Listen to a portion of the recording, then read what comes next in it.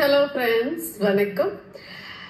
மனைவியோ இல்ல கணவனோ வேறு ஒருத்தரோட தொடர்புல இருக்காங்க அப்படின்றத நான் எப்படி கண்டுபிடிக்கிறது அப்படின்னு ஒருத்தர் கேள்வி கேட்டிருக்காரு.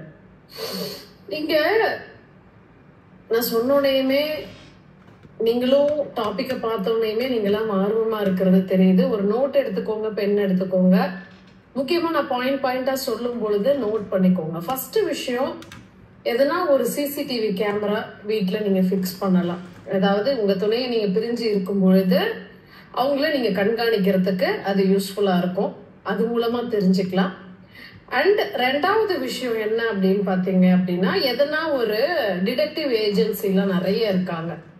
அவங்கள விட்டு நீங்க ஃபாலோ பண்ண வைக்கலாம். உங்களுடைய துணையை ஃபாலோ பண்ண வச்சு ஒரு 2-3 நாட்களுக்கு ஃபாலோ பண்ணி அவங்க என்ன எதுன்றதெல்லாம் அக்குவேரா அணிவேரா உங்களுக்கு ஒரு டீடைல் ரிப்போர்ட்டாவே கொடுத்துருவாங்க. சரியா? சோ இந்த 2 விஷயத்திலயுமே உங்க துணைய நீங்க கண்டுபிடிக்க முயற்சி பண்ணி எதுவுமே உங்களுக்கு துப்பு தொலங்கலைன்னா என்ன பண்ண போறீங்க? அதே சமயம் ஏதோ ஒரு துப்பு உங்களுக்கு கிடைச்சிருச்சு, அவங்க ஏதோ ஒரு உறவுல இருக்காங்க அப்படின்னா அடுத்த முடிவு அதை வச்சுக்கிட்டு நீங்க டிவோர்ஸ் அப்ளை பண்றதுக்கோ எதுக்காவது பயன்படுத்துறீங்க அப்படின்னாலும் கொஞ்சம் யோசிச்சுக்கோங்க. எதுனாலுமே கஷ்டம் என்னவோ உங்களை தான் சாரப்போகுது. அந்த தவறு நடந்தது என்னவோ உங்களை சார்ந்துதான் நடந்திருக்க போகுது. நீங்க டிவோர்ஸ் பண்ணிட்டாலும் உங்க சைட்ல நீங்க இன்னொரு பெண்ணையோ இன்னொரு ஆணையோ நீங்க திருமணம் செய்யும் பொழுது இருபாலருக்குமே நான் இங்க பேசிட்டு இருக்கேன். சோ இன்னொரு பெண்ணையோ ஆணையோ நீங்க திருமணம் செய்யும் போது இதே தவறு நடக்காதுன்றதுக்கு என்ன உத்தரவாதம் நீங்க வச்சிருக்கீங்க? அதே போல உங்களுக்கு உங்க துணை மேல சந்தேகிக்க தோணுது அப்படின்னா ஃபர்ஸ்ட் பாயிண்ட், நீங்களுமே அந்த தவறை பண்ணிட்டு இருக்கீங்கன்னு அர்த்தம்.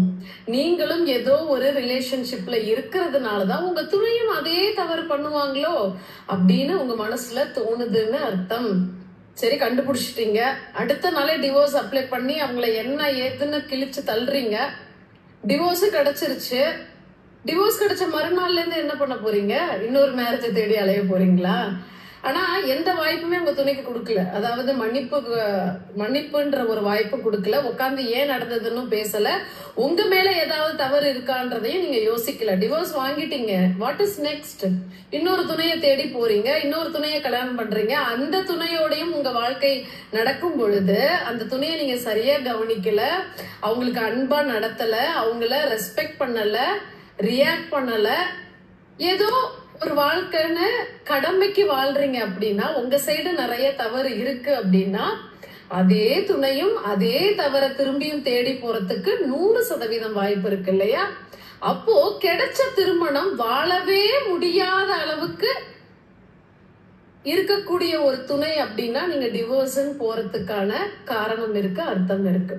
அப்போ தவறுகள் உங்க மேலையும் இருக்குன்னு உங்களுக்கு தோணுதான்னு முதல்ல யோசிங்க. அப்போ உங்களுக்கு சந்தேகம் வருது அப்படின்ற பட்சத்துல நீங்க அதே தவற பண்ணிட்டு இருக்கீங்களான்னு கொஞ்சம் யோசிங்க.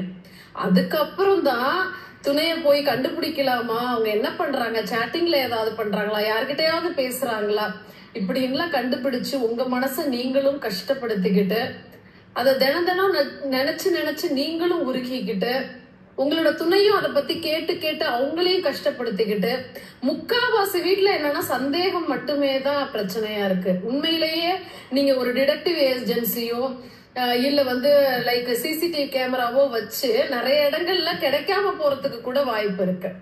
அப்படியே கிடைச்சாலும் அது யாருக்கு கேவலம், யாருக்கு மன கஷ்டம் அப்படின்னு பாத்தீங்கன்னா உங்களுக்கு தான் அதிகப்படியான மன கஷ்டம்.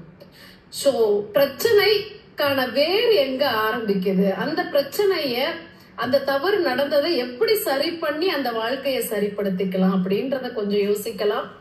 இருந்தும் உங்களோட துணை, உங்க மனைவியாவோ உங்க கணவனாவோ யாரா இருந்தாலும் நீங்க சிசிடிவி கேமராவே வச்சும் எது பண்ணியுமே கண்டுபிடிக்க முடியாத அளவுக்கு ஒருத்தர்கிட்ட அவங்க நெருக்கம் வச்சுக்கணும்னு முடிவு பண்ணிட்டாங்கன்னா கண்டிப்பாக வச்சுப்பாங்க.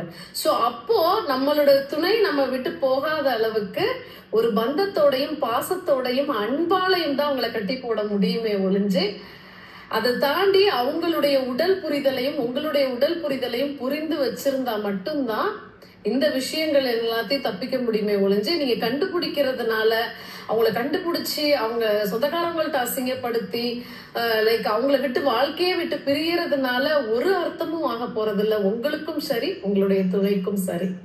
சோ இதே மாதிரியான சம்பவங்கள் உங்க துணை மேல சந்தேகம் ஏற்படும் பொழுது அதுக்கான வழிகள் என்ன அப்படின்றத நேர்மையா கொஞ்சம் உட்கார்ந்து பேசி பொறுமையோட உங்க துணைய ஹேண்டில் பண்ணி உங்களுக்குள்ளேயே அந்த பிரச்சனைய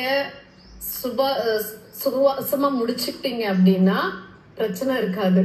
ஆனா அத ஊர் சிரிக்க பண்ணுனீங்க அப்படின்னா அந்த வலி இருக்கு இல்லையா, மனதுல ஏற்படக்கூடிய அந்த வலி, அது உங்களுக்கும் சொந்தமானது, உங்களுடைய துணைக்கும் சொந்தமானது. சோ அந்த வலி காலத்துக்கும் அழியாது, குடும்பம் வீணா போயிடும். அதுக்கப்புறம் என்னதான் எடுத்து ஒட்ட வச்சாலும் கண்ணாடி உடைஞ்ச மாதிரி தான், ஒட்ட வைக்க முடியாது. சரியா? சோ இதே மாதிரியான பதட்டமான சூழ்நிலைகள் குடும்பத்துல நடக்கும் பொழுது கண்டிப்பா கொஞ்சம் நிதானமான முடிவுகளும் அவசியம் தேவை. நன்றி.